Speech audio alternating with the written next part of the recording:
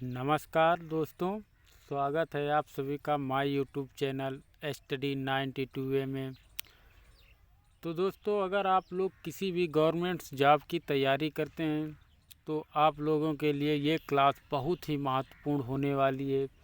दोस्तों, आज हम बहुत ही महत्वपूर्ण टॉपिक पर बात करेंगे जो कि है राष्ट्रपति से संबंधित।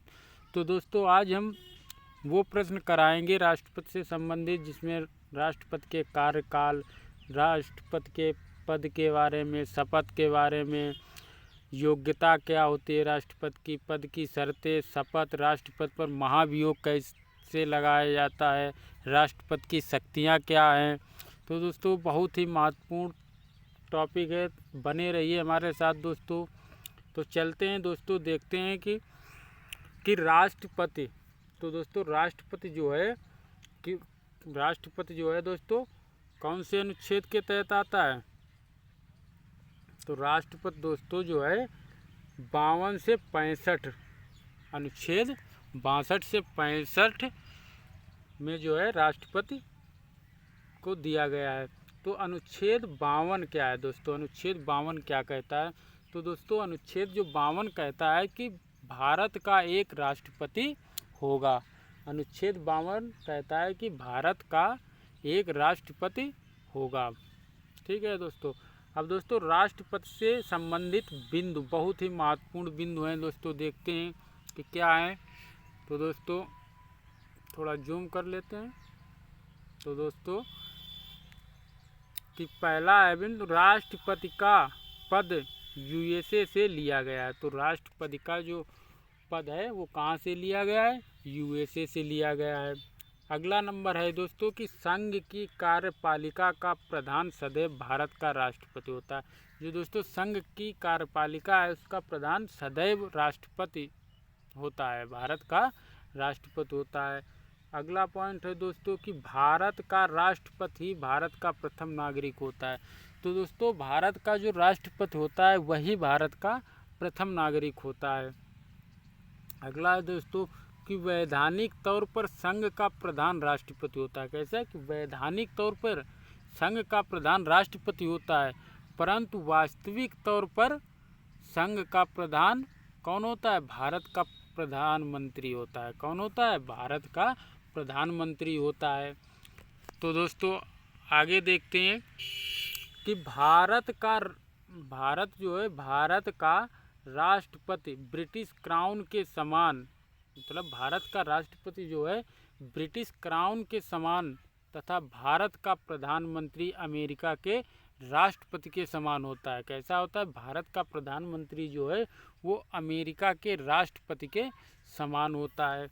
तो दोस्तों अनुच्छेद 53 देखते हैं कि अनुच्छेद 53 में क्या है।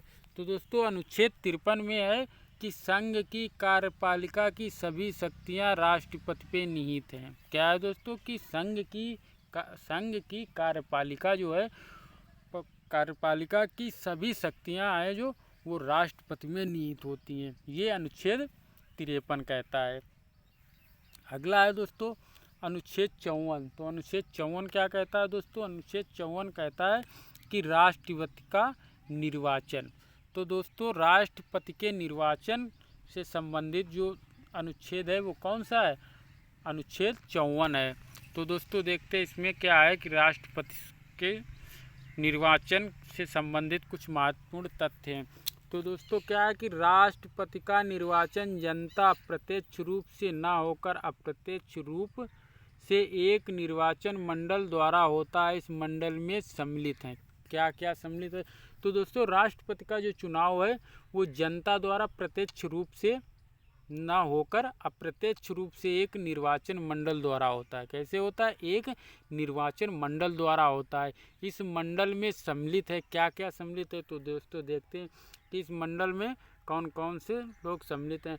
तो लोकसभा के निर्वाचित सदस्य होते हैं। इस मंडल में क्या होता है कि लोकसभा के निर्वाचित सदस्य होते हैं, राज्यसभा के निर्वाचित सदस्य होते हैं। क्या होते हैं, लोकसभा और राज्यसभा के निर्वाचित सदस्य इस मंडल में होते हैं। और क्या होते हैं, राज्यों की विधानसभा के निर्वाचित सदस्य, मतलब राज्य की विधानसभाओं के निर्वाचित सदस्य।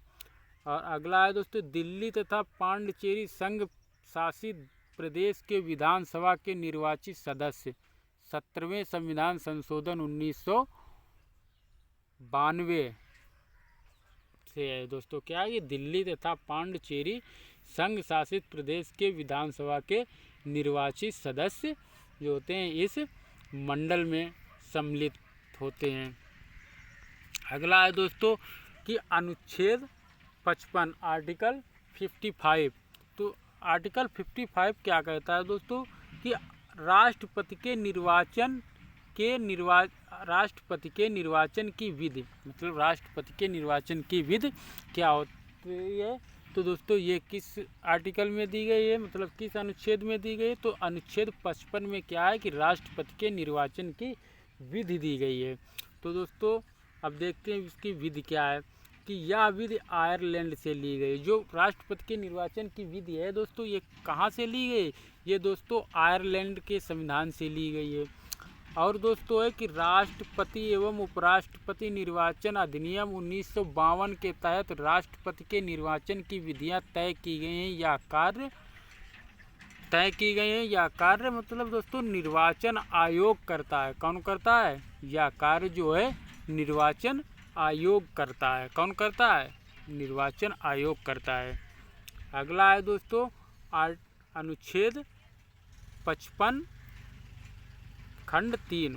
अनुच्छेद 55 का खंड 3 क्या कहता है दोस्तों कि राष्ट्रपति के निर्वाचन की विधियां को एकल संक्रमणीय मतदान प्रणाली कहते हैं। क्या कहते हैं?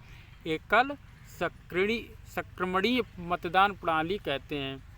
अगला है दोस्तों कि हैमर नाम के एक ब्रिटिश विद्वान के द्वारा इस विधि का निर्माण किया गया था।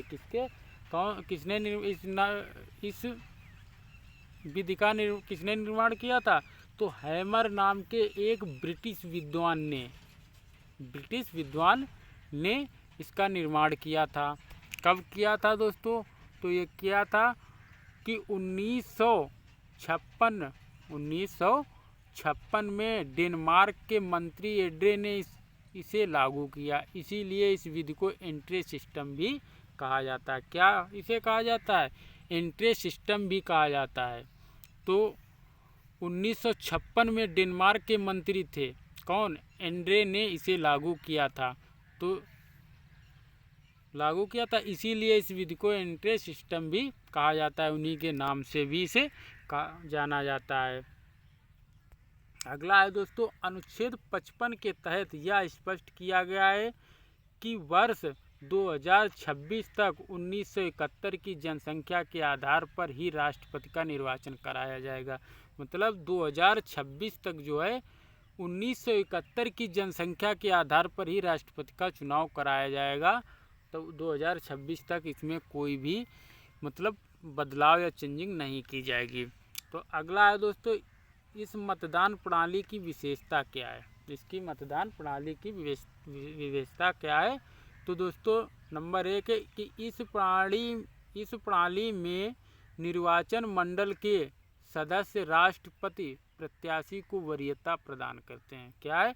राष्ट्रपति प्रत्याशी को वरीयता प्रदान करते हैं। कौन? इस प्रणाली में निर्वाचन मंडल के सदस्य कौन?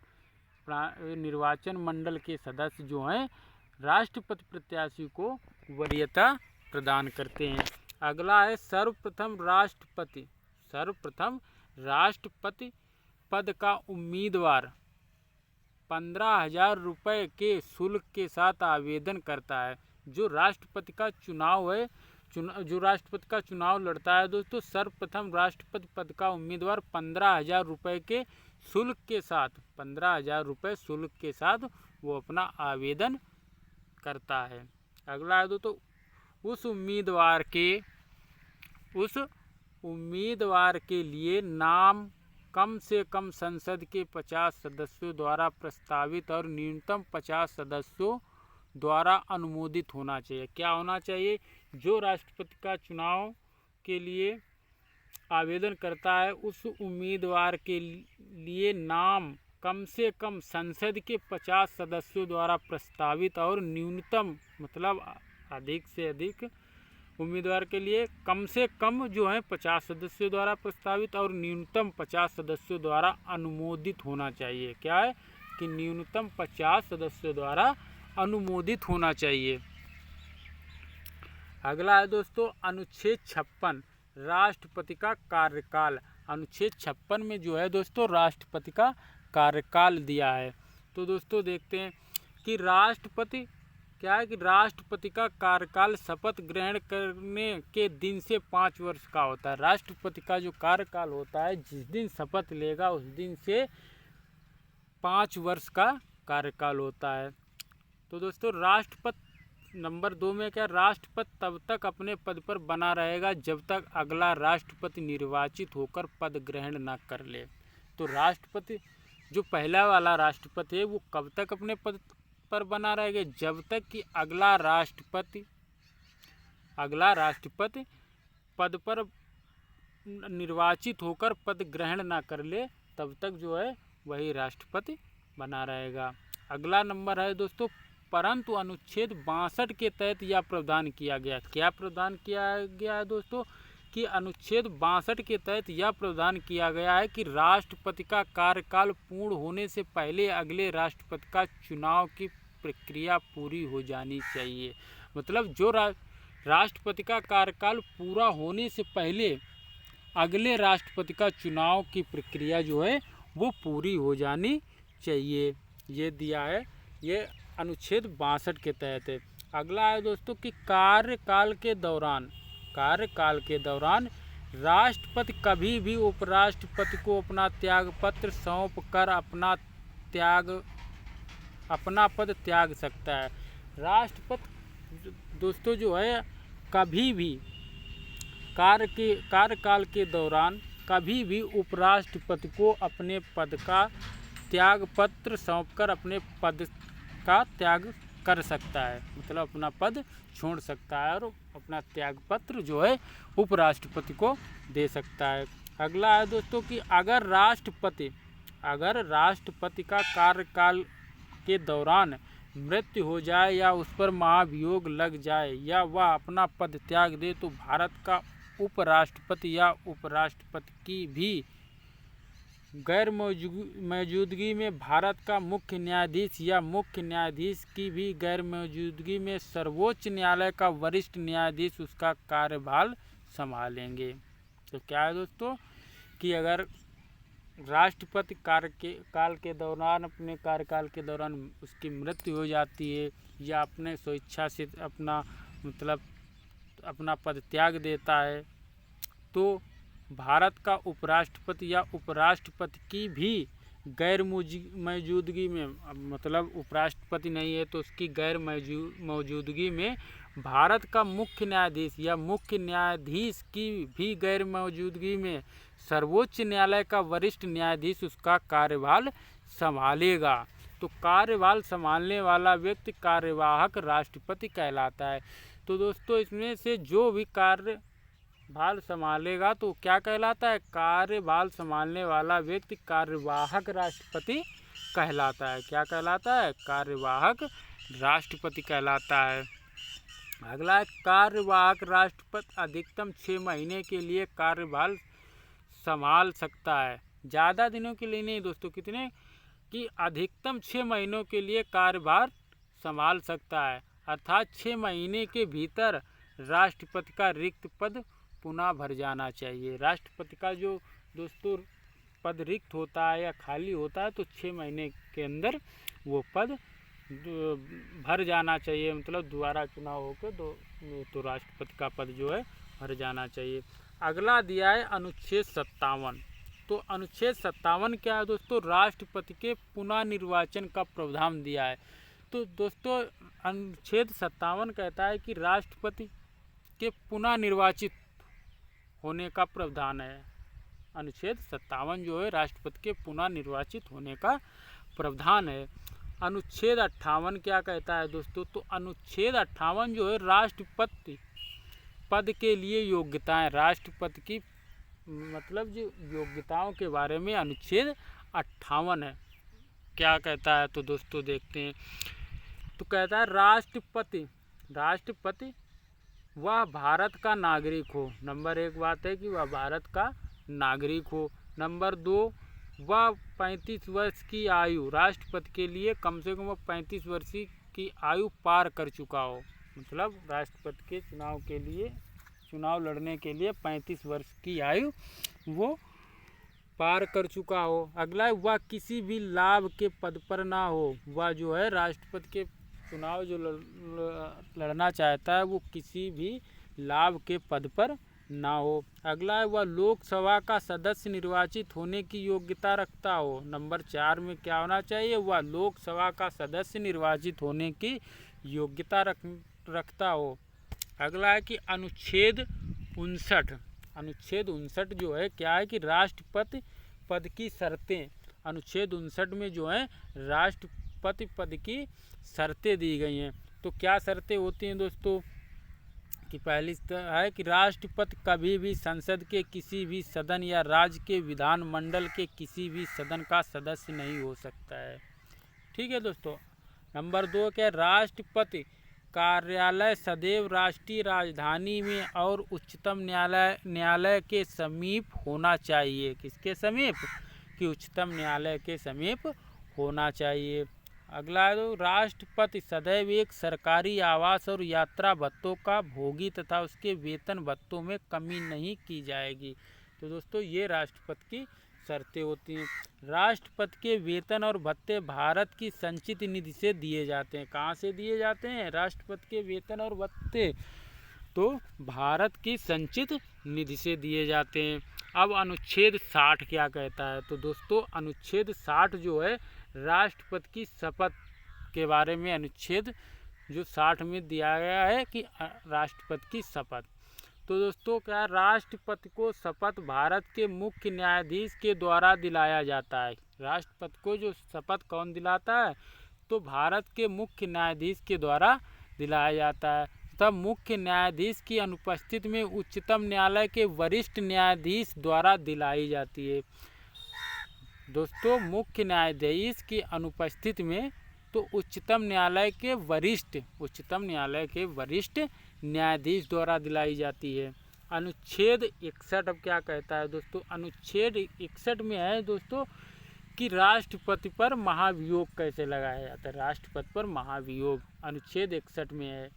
तो क्या है दोस्तों कि राष्ट्रपति द्वारा संविधान का अतिक्रमण किए जाने पर राष्ट्रपति को उसके पद से निष्कासित करने की प्रक्रिया महाभियोग कहलाती है। क्या कहलाती है, कि राष्ट्रपति अगर संविधान का अतिक्रमण करता हो, अतिक्रमण किए जाने पर राष्ट्रपति को उसके पद से निष्कासित करने की प्रक्रिया महाभियोग कहलाती है। तो दोस्तों अगला है राष्ट्रपति की शक्तियाँ। तो यह 2 प्रकार की होती हैं। राष्ट्रपति की शक्तियाँ जो हैं वो 2 प्रकार की होती हैं। कौन कौन सी दोस्तों, सामान्यकालीन शक्तियाँ, आपातकालीन शक्तियाँ। कौन कौन सी 2, सामान्यकालीन शक्तियाँ और आपातकालीन शक्तियाँ। तो दोस्तों नंबर 1 सामान्यकालीन शक्तियाँ जो हैं वो कैसी हैं, तो देखते हैं। कार्यपालिका से संबंधित शक्तियाँ होती हैं। कैसी, ये कार्यपालिका से संबंधित शक्तियाँ हैं। तो दोस्तों क्या है कि अनुच्छेद 53 के तहत संघ की कार्यपालिका की सभी शक्तियां राष्ट्रपति में निहित होती हैं, जिनका इस्तेमाल वह स्वयं अपने अधीनस्थ अधिकारियों द्वारा करता है। क्या करता है, तो क्या है कि संघ की कार्यपालिका की सभी शक्तियां जो हैं राष्ट्रपति में निहित होती हैं, जिनका इस्तेमाल वह स्वयं अपने अधीनस्थ अधिकारियों के द्वारा करता है। अनुच्छेद 77 के तहत कार्यपालिका का संपूर्ण प्रशासन जो है राष्ट्रपति के ही नाम से चलाया जाता है। अनुच्छेद 77 के तहत। अनुच्छेद 75 के तहत जो है प्रधानमंत्री की नियुक्ति राष्ट्रपति द्वारा की जाती है। अनुच्छेद 75 के तहत प्रधानमंत्री की नियुक्ति जो है दोस्तों वो राष्ट्रपति द्वारा ही की जाती है, और मंत्री परिषद की नियुक्ति राष्ट्रपति द्वारा प्रधानमंत्री की सलाह से की जाती है। क्या है, मंत्री परिषद की जो नियुक्ति राष्ट्रपति द्वारा प्रधानमंत्री की सलाह से की जाती है। अगला है दोस्तों अनुच्छेद 75 खंड 2 के तहत राष्ट्रपति की मंत्रियों में विभागों का वितरण करता है, इसीलिए व्यक्तिगत तौर पर मंत्री राष्ट्रपति के ही प्रति उत्तरदायी होते हैं। तो दोस्तों राष्ट्रपति निम्न पदाधिकारियों का नियुक्ति करता है। कौन कौन से पदाधिकारियों का नियुक्ति करता है? तो दोस्तों राज्य के राज्यपाल का नियुक्ति करता है, उच्चतम तथा उच्च न्यायालय के न्यायाधीशों की नियुक्ति करता है, महान्यायवादी की नियुक्ति करता है राष्ट्रपति, महाधिवक्ता की नियुक्ति करता है, मुख्य निर्वाचन आयुक्त का नियुक्ति करता है, तो संघ लोक सेवा आयोग का अध्यक्ष की नियुक्ति करता है, नियंत्रक महालेख परीक्षक का नियुक्ति करता है, विभिन्न आयोगों के अध्यक्ष का, विदेशी राजपूतों का सैन्य अध्यक्षों की नियुक्ति करता है। अगला दोस्तों देखते हैं कि सैन्य शक्ति क्या है। तो दोस्तों यह है कि संविधान के अनुच्छेद 53(2) के तहत राष्ट्रपति भारत के सैन्य बलों का सर्वोच्च अधिकारी होता है। सैन्य बलों का जो है सर्वोच्च अधिकारी होता है। राष्ट्रपति के द्वारा ही शांति एवं युद्ध की घोषणा की जाती है। राष्ट्रपति के द्वारा ही शांति एवं युद्ध की घोषणा की जाती है, परंतु रक्षा संबंधी कानून बनाने का अधिकार संसद को है। परंतु क्या है, रक्षा संबंधी कानून बनाने का अधिकार जो है दोस्तों वो किसको है? वो संसद को है। अब दोस्तों विदेशिक शक्तियाँ, राष्ट्रपति की विदेशिक शक्तियाँ जो हैं क्या है कि भारतीय दूतावास के लिए या राजदूत या उच्चायुक्त की नियुक्ति करता है। किसकी नियुक्ति करता है? राजदूत या उच्चायुक्त की नियुक्ति करता है। अगला नंबर है दोस्तों अंतर्राष्ट्रीय संबंधों में यह भारत का प्रतिनिधित्व करता है। क्या करता है? प्रतिनिधित्व करता है। अगला है दोस्तों अंतर्राष्ट्रीय विधियाँ भी राष्ट्रपति के नाम से की जाती हैं। क्या है कि अंतर्राष्ट्रीय विधियाँ भी राष्ट्रपति के नाम से की जाती हैं। तो दोस्तों अब न्यायिक शक्तियाँ क्या हैं दोस्तों? राष्ट्रपति की न्यायिक शक्तियाँ हैं जो हैं दोस्तों उनकी तरफ देखते हैं कि अनुच्छेद 143 के तहत राष्ट्रपति मुख्य न्यायाधीश से परामर्श करने या सलाह लेने की शक्ति रखता है। क्या है कि दोस्तों अनुच्छेद 143 के तहत राष्ट्रपति जो है मुख्य न्यायाधीश से परामर्श करने या सलाह लेने की शक्ति रखता है, लेकिन उस सलाह को मानना या ना मानना राष्ट्रपति पर निर्भर है। क्या है? लेकिन उस सलाह को मानना या ना मानना वो किस पर निर्भर है? तो वो राष्ट्रपति पर निर्भर करता है। विधायिका की शक्तियाँ क्या हैं दोस्तों? तो विधायिका की शक्तियाँ जो हैं अनुच्छेद 79 के तहत भारत का राष्ट्रपति संसद का अभिन्न अंग होता है। क्या होता है कि अनुच्छेद 79 के तहत भारत का राष्ट्रपति संसद का अभिन्न अंग होता है। अनुच्छेद 85 के तहत राष्ट्रपति समय समय पर संसद के दोनों सदनों को सत्र के लिए बुलाता है। किसके लिए? तो ये दोस्तों अनुच्छेद 85 के तहत जो है कि राष्ट्रपति समय समय पर संसद के दोनों सदनों को सत्र के लिए बुलाता है। अनुच्छेद 85 के तहत राष्ट्रपति चाहे तो लोकसभा भंग भी कर सकता है। ये किस अनुच्छेद के तहत? अनुच्छेद 85 के तहत ही अगर राष्ट्रपति चाहे तो लोकसभा भंग भी कर सकता है। अगला दोस्तों अनुच्छेद 86 के तहत संसद में 2 बार बजट सत्र एवं नई सरकार का प्रथम सत्र में अभिभाषण देता है। क्या करता है? अनुच्छेद 86 के तहत संसद में 2 बार में अभिभाषण देता है। ठीक है।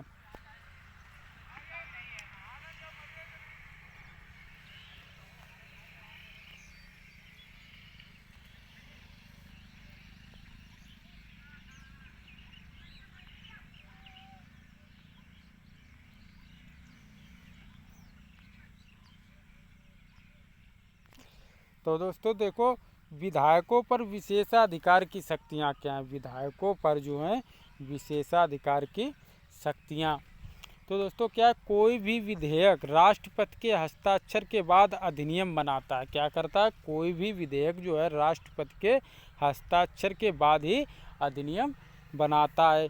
विधेयक पर वीटो शक्ति, विधेयक पर जो है वीटो शक्ति। तो दोस्तों देखते हैं अत्यंतिक वीटो। तो क्या है अत्यंतिक वीटो? राष्ट्रपति चाहे तो किसी भी विधेयक पर अपनी सहमति रद्द कर सकता है। अगर राष्ट्रपति चाहे तो किसी भी विधेयक पर अपनी सहमति रद्द कर सकता है। निलंबनकारी वीटो क्या तो होता है दोस्तों? तो निलंबनकारी वीटो होता है राष्ट्रपति चाहे तो विधेयक को पुनर्विचार के लिए संसद को लौटा सकता है। तो ये होता है निलंबनकारी वीटो। पॉकेट वीटो, जेबी वीटो। तो क्या होता है दोस्तों इसमें? राष्ट्रपति किसी भी विधेयक को एक बार अपनी जेब में रख सकता है, ये कहलाता है पॉकेट वीटो। तो दोस्तों क्या है सर्वप्रथम जो है सर्वप्रथम तथा एकमात्र पॉकेट वीटो का प्रयोग करने वाले प्रथम राष्ट्रपति सरदार ज्ञानी जैल सिंह ने 1982-1987 में थे, जिन्होंने 1986 के भारतीय डाक विधेयक में इसका प्रयोग किया था। किसने अभी तक जो दोस्तों है पॉकेट वीटो का किसने प्रयोग किया है? वो थे राष्ट्रपति सरदार ज्ञानी जैल। कब किया था? 1986 के कब? भारतीय डाक विधेयक में इसका प्रयोग किया था। तो दोस्तों अब देखते हैं कि राष्ट्रपति की अध्यादेश जारी करने की शक्तियाँ क्या है कि राष्ट्रपति की जो है अध्यादेश जारी करने की शक्तियाँ क्या हैं? तो अनुच्छेद 123 के तहत राष्ट्रपति को अध्यादेश जारी करने का अधिकार होता है। किस अनुच्छेद के तहत? अनुच्छेद 123 के तहत राष्ट्रपति को जो है अध्यादेश जारी करने का अधिकार है। अध्यादेश की अवधि सत्र के दौरान 6 सप्ताह तथा अधिकतम 6 माह तक हो सकती है। तो अध्यादेश की अवधि क्या होती है दोस्तों? तो इसकी अवधि सत्र के दौरान 6 सप्ताह मतलब 6 सप्ताह तथा अधिकतम 6 माह तक हो सकती है, इससे ज़्यादा नहीं होती। राष्ट्रपति की क्षमादान करने की शक्ति क्या है? राष्ट्रपति की क्षमादान करने की शक्ति क्या है? तो ये अनुच्छेद 72 के तहत राष्ट्रपति चाहे तो निम्न प्रारूपों में क्षमादान दे सकता है। तो किसके कौन से अनुच्छेद के तहत राष्ट्रपति क्षमादान दे सकता है? तो अनुच्छेद 72 के तहत दोस्तों याद रखना।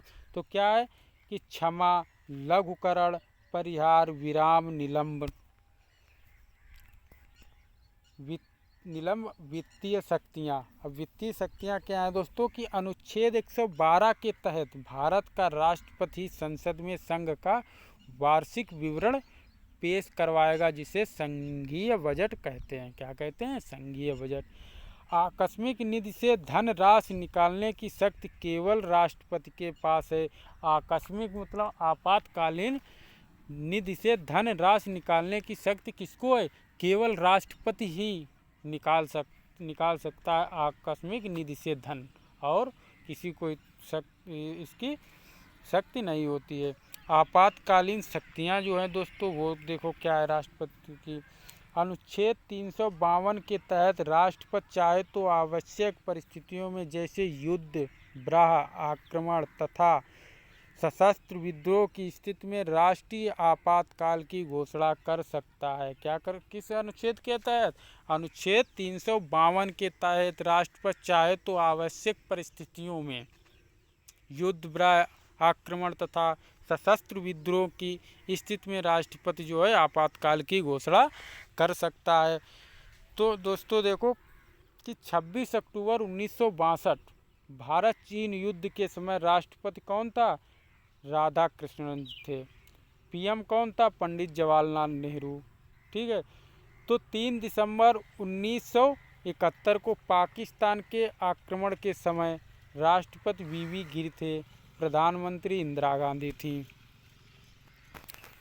तो ये आपातकालीन। तो दोस्तों अगला 25 जून 1975 में आंतरिक अशांति के आधार पर क्या था दोस्तों? आंतरिक अशांति के आधार पर राष्ट्रपति कौन था? F.A. अहमद। कौन थे? F.A. अहमद थे। प्रधानमंत्री दोस्तों इंदिरा गांधी थी। तो दोस्तों अब क्या है कि अनुच्छेद 354 के तहत राष्ट्रपति चाहे तो संघ एवं राज्यों के बीच राजस्व के बंटवारे में फेरबदल कर सकता है। क्या कर? अनुच्छेद 354 के तहत अगला अनुच्छेद 359 के तहत यदि राष्ट्रपति आपातकाल की घोषणा हो जाए तो अनुच्छेद 20 और 21 को छोड़कर सारे मौलिक अधिकारों से वंचित किया जा सकता है। कौन कौन से अनुच्छेद छोड़कर? 20 और 21 को छोड़कर बाद बाकी सारे मौलिक अधिकारों से वंचित किया जा सकता है। अगला कि अनुच्छेद 356 के तहत राज्य में राष्ट्रपति शासन का प्रावधान है। कौन से अनुच्छेद में? 356 के तहत राज्य में राष्ट्रपति शासन का प्रावधान है। अनुच्छेद 357 के तहत उच्च न्यायालय की शक्ति को छोड़कर बाकी सभी राष्ट्रपति अपने हाथों ले सकता है। क्या कर सकता है? कि अनुच्छेद 357 के तहत उच्च न्यायालय की शक्ति को छोड़कर बाकी सभी राष्ट्रपति अपने हाथों में ले सकता है। अनुच्छेद 360 के तहत राष्ट्रपति वित्तीय आपातकाल की घोषणा कर सकता है। क्या है दोस्तों? अनुच्छेद 360 के तहत जो है राष्ट्रपति वित्तीय आपातकाल की घोषणा कर सकता है। भारत में अभी तक वित्तीय आपातकाल की घोषणा नहीं की गई है। जो भारत में है दोस्तों, अभी तक वित्तीय आपातकाल की घोषणा नहीं की गई है। तो दोस्तों ये वीडियो आप लोगों को कैसा लगा? अगर दोस्तों ये वीडियो आप लोगों की अच्छी लगे तो दोस्तों मेरे चैनल को सब्सक्राइब करें और अपने दोस्तों को शेयर करें और कमेंट करके दोस्तों ज़रूर बताइएगा कि आप लोगों को ये वीडियो कैसा लगा। तो आज के लिए इतना ही, मिलते हैं नेक्स्ट क्लास में। तब तक के लिए दोस्तों जय हिंद, जय